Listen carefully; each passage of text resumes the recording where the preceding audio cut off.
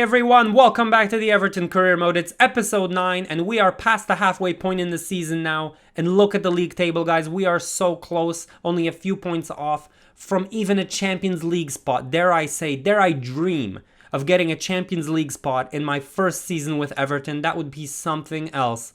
I don't think it's that realistic. Chelsea had a poor start to the season. They're storming back. I don't see Man U dropping too many points. I certainly don't see Liverpool or City dropping off. I think we're in the hunt for that 5th spot, and I think it's doable to beat out Spurs and Wolves to it. We're doing so well. We're scoring a lot of goals. Early on, we had a problem with leaking goals, but I think we've solved that for the most part. We've only lost 7 goals in our last 9 games, and we haven't conceded more than 1 in those games, so I really think we're doing better in that department. Pickford is actually leading the league in clean sheets, so I think that proves that. In terms of goals, we have no problem. Richarlison and Calvert-Lewin are just banging them in for fun. And I was even surprised to see Townsend is leading the league in assists. So that's amazing. Even though we brought in Gakpo and St. Maximin, Townsend will still be getting playing time, guys. And I mean, how can you argue with these stats? For our episode today, we're facing Newcastle, Leeds, Southampton, and Manchester City. I'm looking at that first 3 games and thinking, their opponents from the bottom half of the league, we need to pick up as many points as possible if we're to even think about Europa League or dream of Champions League. Before I get to these games though, I want to finish up the transfer window because I have a surprise for you. I have bought one more player and it's Todd Cantwell, guys. I am so excited for this transfer. I was keeping an eye out on him since he was suggested to me in the comments, and Norwich didn't want to give him up at any cost, but that changed in the last few days of the transfer window. I was able to put in an offer. It was accepted, and I'm so excited because he's such a good player.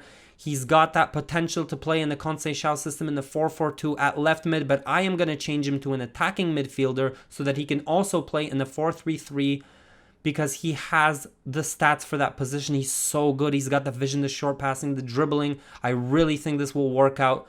I am so excited because I think in the long term, he will be such an important player for us. In terms of the rest of the transfer window, we had an offer for Ben Godfrey. I'm not accepting that. We already sold a CB. We need to hold on to the other remaining CBs. And we also had a weird offer for Demarai Gray from Inter, a loan to buy. I don't know. They have probably injury problems. Definitely not happening. I can't lose depth at that position. In terms of the rest of the transfer window, there's an arms race.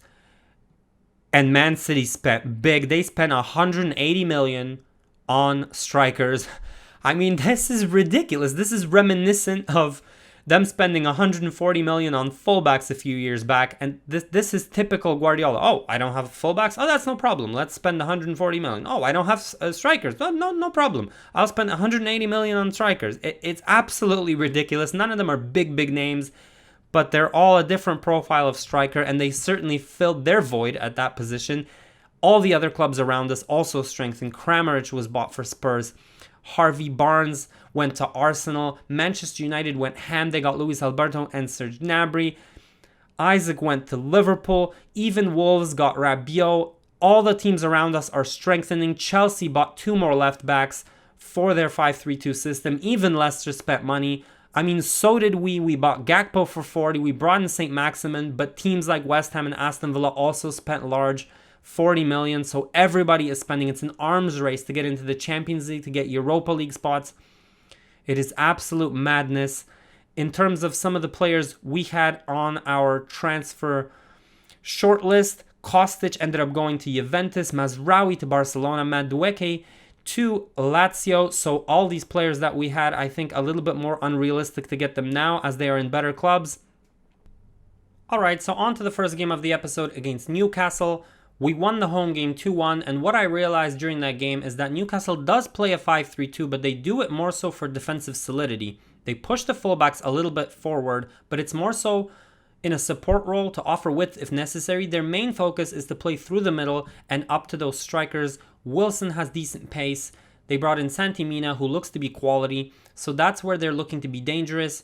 They have a lot of attacking midfielders in Joe Willock, Almiron, who has a lot of pace, Shelvey, who has some creativity, and that's where they look to fashion their chances through the middle. This worked against us because we only have that midfield 2, and so they were able to slightly exploit us in this area. We're not going to change our system, but we do just need to be mindful of this. Honestly, the way to beat Newcastle is we need to attack them from the get-go. It worked in the first game, and it's because they have a suspect defense, especially the wide areas. Richie is just not that fast. He's also not that good defensively. The same thing is true of Jacob Murphy, so we need to exploit this in order to win this game. As I said, I'm not going to tactically tinker too much here. We just need to play our own game. I'm going to rotate Coleman in because they don't have a pacey option out wide, so he's able to play this game. And honestly, we just need to go out there and play some good football. Will you please make some noise as we welcome our visitors Everton and your Newcastle United. Here is how the Magpies are lining up. Number 1, Martin. Like I said, guys, attack Newcastle right away and they fold like wet cardboard, and that's exactly what happened. Here we go, Calvert-Lewin. Bang! It's 1-0, guys. Within the first 10 minutes, what a perfect start. But I want to highlight the amazing play here from Alan Saint-Maximin, who's doing perfect work in this Conceição system. Here he drives with his dribbling skills at the heart of the defense, creates space for Calvert-Lewin, who bangs it in. He attracts that CDM towards him, which gives Calvert-Lewin enough space. Normally this is blocked by a good defensive unit, but not so here. This is exactly what you want to see. Now Newcastle would have their chances, especially early on in this half. I gave them a little bit more room in the wide areas. Here we go, they got a nice little shot. Pickford makes a relatively simple save, but they wanted to go through the middle, you could see, but I was giving them the wings, packing the center a little bit more, so they were utilizing it, but they brought it back into the center, and they would have some half chances.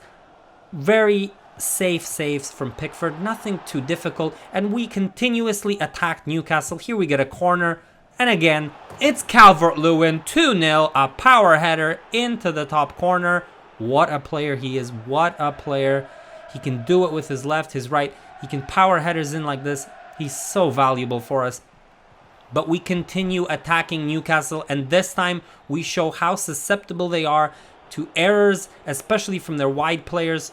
Here we play it out wide to Gakpo. Their fullbacks just can't keep up. He gets a nice shot, and that fullback who's supposed to be guarding Richarlison is just nowhere to be seen. Very simple tap-in for him in the end. It's 3-0 within the first 30-odd so minutes, and effectively the game is over because we attacked Newcastle early, and we just, quite frankly, we shell-shocked them. We coasted most of the rest of the game. Newcastle did have some good chances late in the second half, specifically this one. What a save from Pickford. The ball falls to Hendrick. He has a great shot off the volley. And Pickford, I mean, this is just top draw stuff from our goalkeeper. What a save.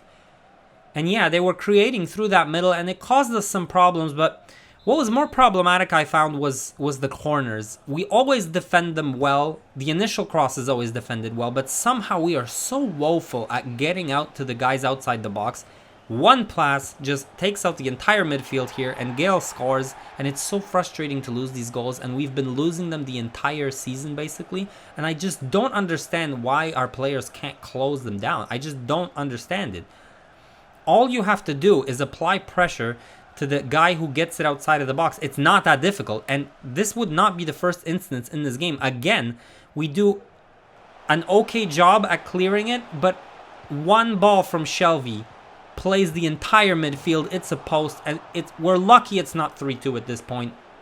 We really are. We really need to do something about this. Newcastle would have just one meager chance at the end. Pickford makes a decent save, and it's the end of the game, guys. Despite some mishaps, we get a decent result here, 3-1, and we march on.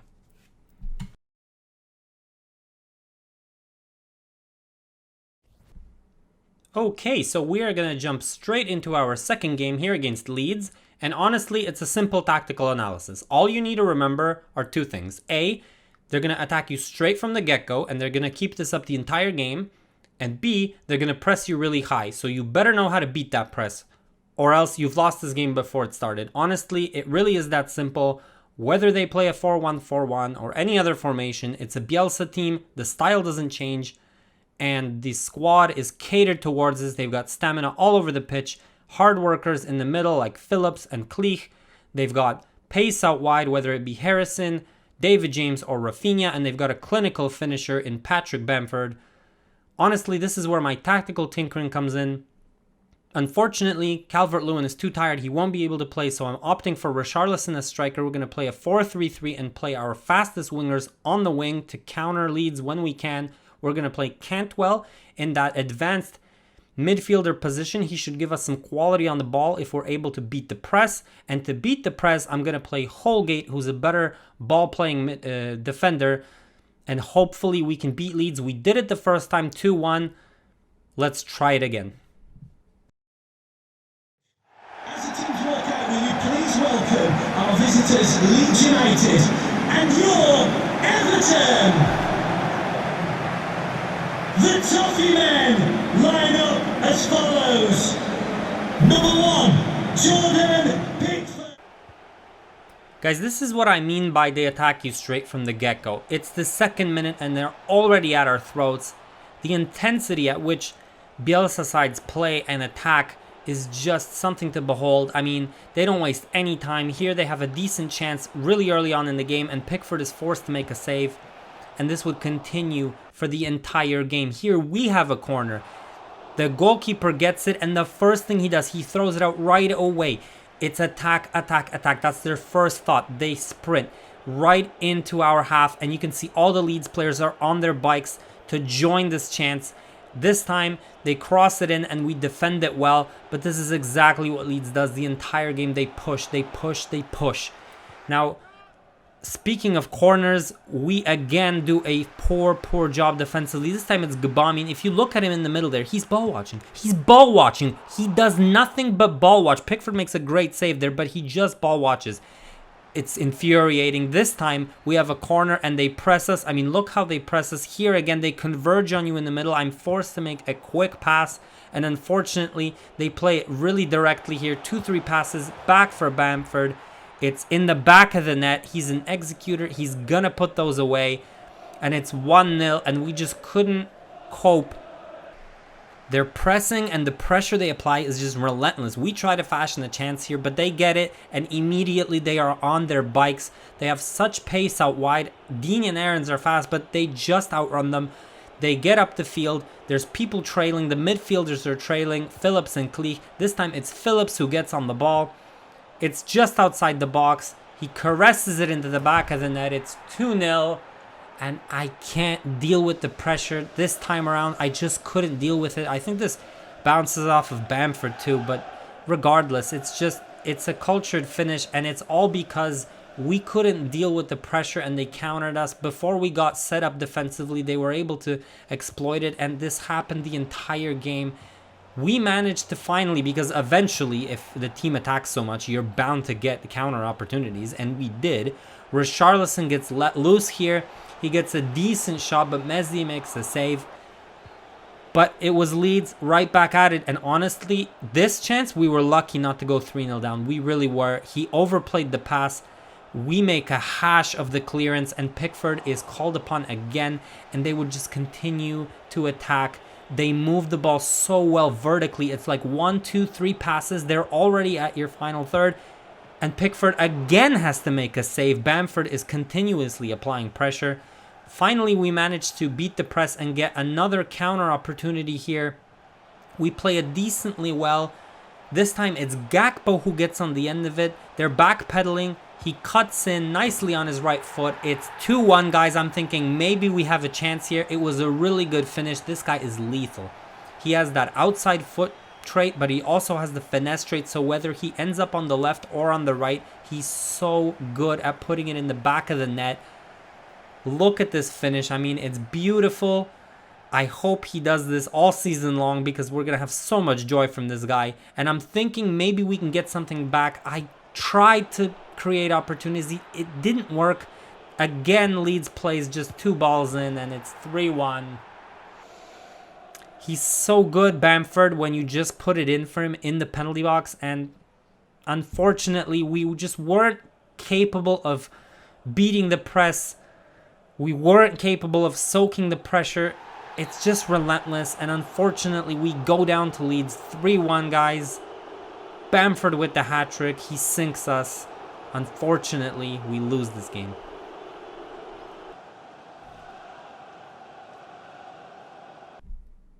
Alright, so after the game, Todd Cantwell came and told us he's more than happy to play in the midfield, which is great. First of all, it's a great attitude from him, and second of all, I really think it suits him.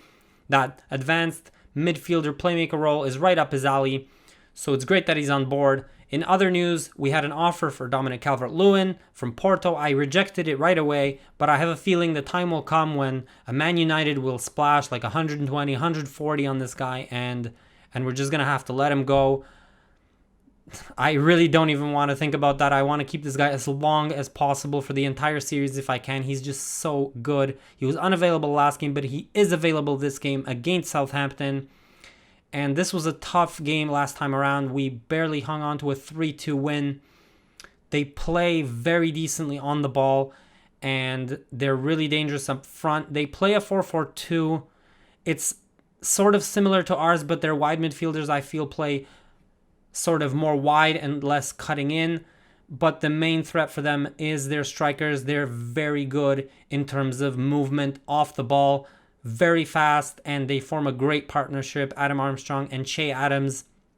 They've got great wide players to flank and sort of support in terms of runs and in terms of passes from out wide. They've got Perot as a fullback, they've got Stuart Armstrong as a right mid, but this really centers around James Ward-Prowse and his insane ability to create, so we need to limit him on the ball. That is the most important thing when playing Southampton, and the second most important thing is to break up that partnership, disrupt it as much as possible. There's not really much tactically that I want to tinker with other than play Godfrey and Holgate because they're our most mobile CBs, and we need that against Armstrong and Adams. Other than that, we just need to play disciplined. Allen and Doucouré need to give Ward-Prowse as little time on the ball as possible, and we need to do our best to create opportunities. So let's go, guys. The game against Southampton. Please make some noise as we welcome our visitors, Everton, and welcome and make some noise for the Saints. Here's how Southampton line up. Number 1, Alex McCarthy. Okay, so I was looking for a positive reaction after that Leeds game, and to be fair, we had a very good first half and some good chances early on. Allen gets one here off the resulting corner. Doucouré flies in with a header, and it's cleared off the line. That was so close. You can see with the goal line technology here, so close. But this is exactly why you have men on the post to clear situations like this, to get it off the line. Certain teams don't have that, and they pay the price. But I have to say, we dominated the first half, chance after chance. This time it's Gakpo. He turns his defender inside out, and it's so close, but wide. I swear that scraped the paint off the post. Such a good chance. I thought that was in. Oh, Gakpo is such a good player. Left foot, right foot, it doesn't matter. Unfortunately, totally against the run of play, we concede a sloppy goal here off a defensive error. Armstrong and Che Adams play it perfectly, and it's in the back of the net. But Holgate came out unnecessarily. That forced Godfrey to shift over here. He was out of position, and it was just an easy finish from there on for Che Adams. It's 1-0, and it's so frustrating to lose goals like this. Late on in the first half, we get another counter opportunity, and this time, Richarlison puts it in the back of the net, ricocheted off the goalie. I'll take it any way I can get it. In the second half, we got destroyed, guys. Ward-Prowse destroyed us. Here he has a great chance. That should have already gone in, but we just got pummeled. It was so one-sided, it was ridiculous, and they kept piling on the pressure. This time it's Armstrong. Pickford is forced to make a great save, and we were seriously lucky not to go down in the first 15-20 minutes. They finally break us down in the 80th. Again, it's Ward-Prowse. This time, he makes no mistake. He bangs it in. It's 2-1, and we just could not get a single chance. Southampton completely owned us in the second half. It was so poor to watch. We were so poor on the offense and on the defense. Here, I'm thinking, okay, we lost the goal. Let's not panic. Let's try to get it back. I try to be aggressive and go forward. Southampton puts in a tackle. They put 2 passes in. Walcott gets it. 25 yards. And it's in. Walcott. Oh, it just goes from bad to worse. What a shot. And honestly, Pickford should have had that. He'll be disappointed not to have this because this wasn't a top corner shot. This should have been saved. But we are just absolutely woeful. That second half was absolutely woeful. And to add salt to the injury, like look at that. Ward-Prowse plays Walcott in again. And it's 4-1 and we just fell apart. This is so bad. After I praised our defense, we are just absolute garbage. This is the first time we've lost back-to-back games this season, guys. We were supposed to win these games, march on to Europa League, and instead, we just get trounced. And I have nothing more to say.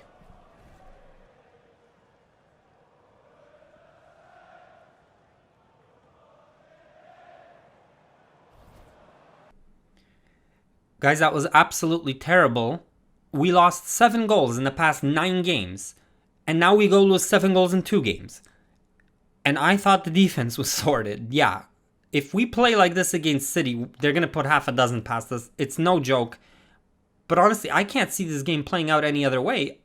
It was a back and forth match. You remember, it was a tennis match last time. And I can't play any other way against City because we cannot soak pressure. We are not nearly good enough defensively to just sit back and soak pressure. We have to push City, we have to press them, we have to try to get the ball aggressively, and we have to try to attack them.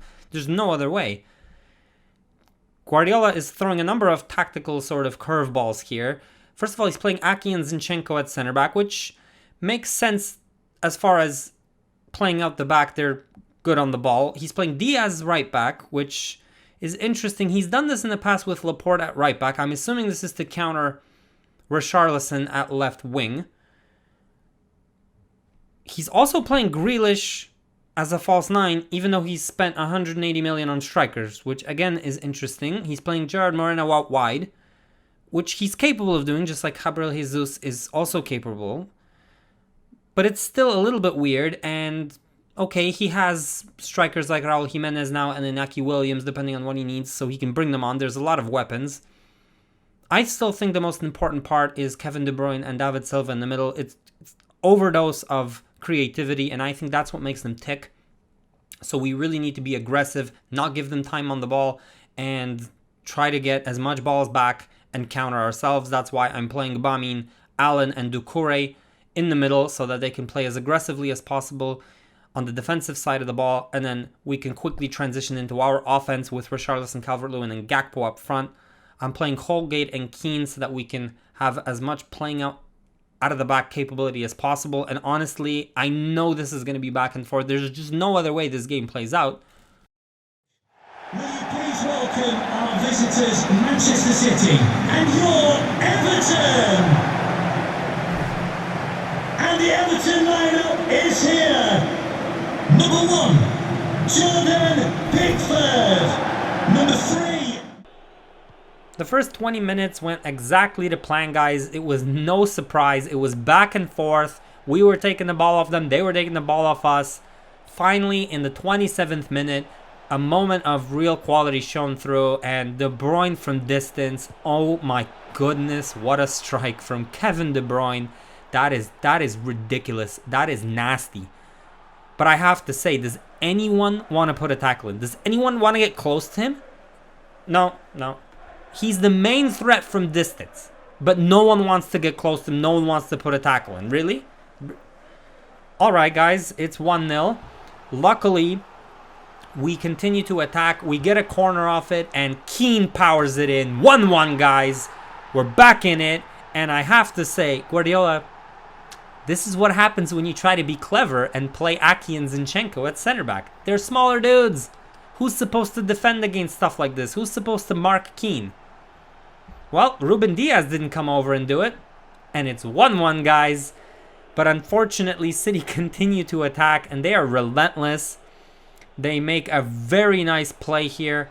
And again, this is just classic City. It's classic City and Guardiola. I mean, look at the passing here. Slips it in. Kevin De Bruyne powers it into the back of the net. It's 2-1. There's nothing I can do. Sometimes when you play against City, like, they just have so much quality. And maybe we could have done better defensively, but honestly, there was not much I can do. The defining point of this game was this absolute madness from Aki. I mean, he lost his mind.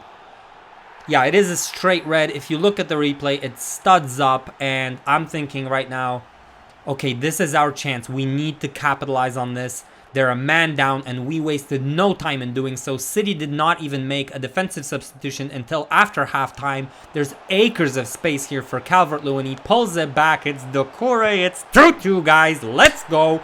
We can do this. We can beat City, guys. This is our chance. They're a man down. We can do this. We can win against Manchester City. All we need to do is apply pressure now. They're going to be vulnerable. I mean, also, look at this. Look how casually Richarlison just spreads his legs. Oh, yeah. Oh, I love this. I love it from Richarlison. But in the second half, like I said, we needed to apply pressure, and we did. It was relentless from us, and it resulted in a golden chance for Calvert-Lewin. Son, how did you not put that in the back of the net? How did I not put that in the back of the net? Oh, this is going to come bite me in the ass. Oh, my God. The other side of the net was open. Oh, that should have been in. City kept attacking because Guardiola doesn't know any other way how to play. It's always got to be attack. And even with 10 men, they are just so dangerous. They kept on attacking. What a pass and play. Grealish puts in a good chance. Pickford makes a save, and they keep on coming. They are so good on the ball. And even with a man down, they were able to break us down. Look at this play. Classic Guardiola. Grealish gets it again, and this time he's not making the mistake. He puts it in the back of the net. It's 3-2, and I'm thinking this can't be. Calvert-Lewin should have had. It should have been 3-2 for us. I missed that opportunity. This is gonna come bite me in the ass. It's been a pretty bad episode, guys, already, and I was thinking we're gonna lose this. We rally in the last moments of the game. It's the 85th minute, and Calvert-Lewin gets in a pass, slipped in by Doucouré. It's in, guys. Yes. We get it in. Oh, yes, the blood is pumping. I am so excited. We finally get it in. We break them down, and I'm thinking, okay, we have a bit of time left. Unfortunately, we didn't make anything from that. It was a 3-3 draw in the end. It was a missed opportunity, in my opinion. I mean, I'll take a draw blind with City, but considering everything, we should have won this game. Unfortunately, it's just a tie game. On the whole, it wasn't that great of an episode, but thanks for watching, guys. And I'll see you next time.